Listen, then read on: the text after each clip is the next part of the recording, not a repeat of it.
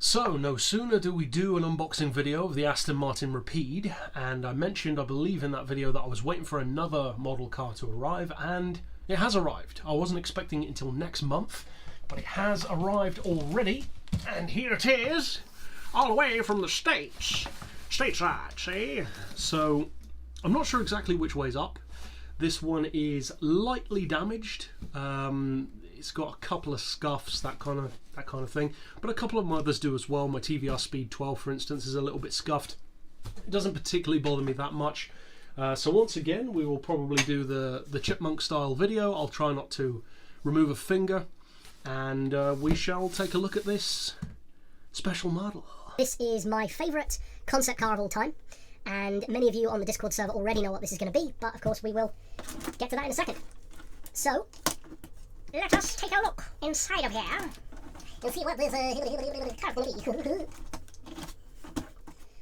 So, as I said, I'm not sure exactly which way this is supposed to open.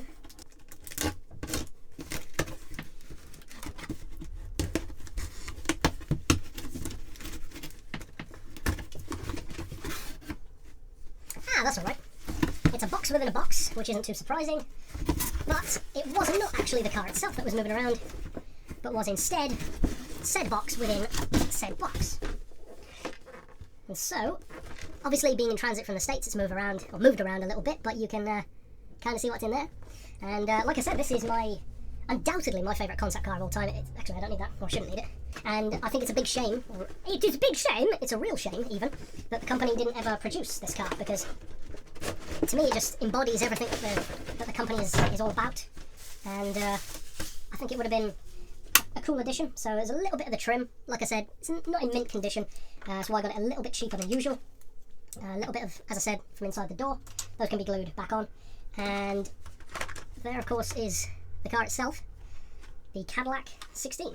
Now it is in, I would say, more rough condition than I would usually buy, but the reason why I opted to go for it anyway is because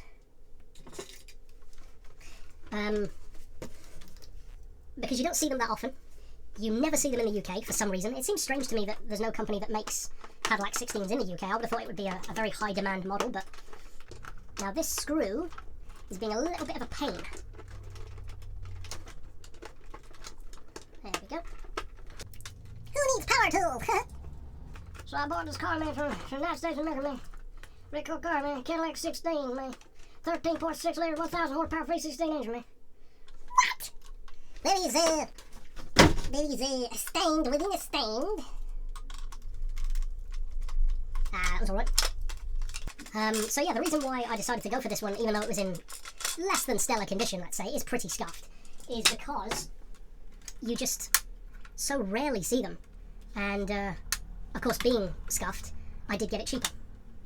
So it would appear that this central piece is most likely from the hood, so that should reconnect fairly easily. The bonnet opens nicely. Well, take a look at the car first. You can see, I mean, it looks pretty good from a certain distance. You can notice a couple of the things that are missing, or a couple of there's a little bit of scuffing on the top, which you can kind of see.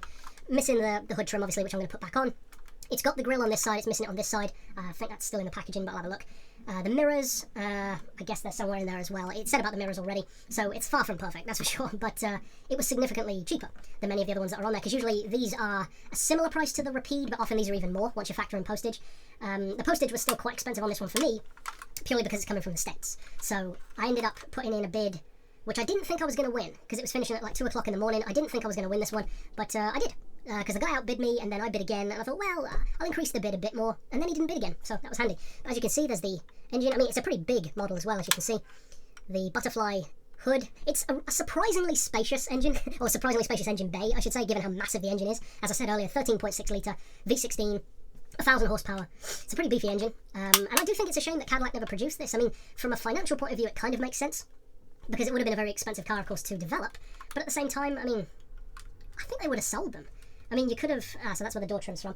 I'm pretty sure they could have sold these for similar kinds of prices, if not more, to like a Phantom or a Maybach, and maybe I'm wrong, but I would have thought people would buy these. I mean, this could have easily been a presidential car. It's got that kind of look to it. You don't even need a limo version, it's already like a limo.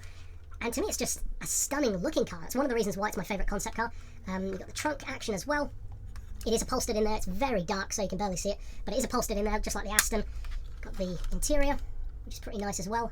I like the interior on the 16. I mean, there are very few games where you can experience it. There's Test Drive Unlimited 1, it was a DLC car, and of course Project Gotham 4, or at least Project Gotham 4. I don't recall if it was in any of the others, I don't think it was. But it's got a very simple interior, just like what I would call sand-coloured leather. There's probably a more technical name than that, because it's not really tan, it's kind of tan leather, but not really. It's lighter than that, with very nice wood.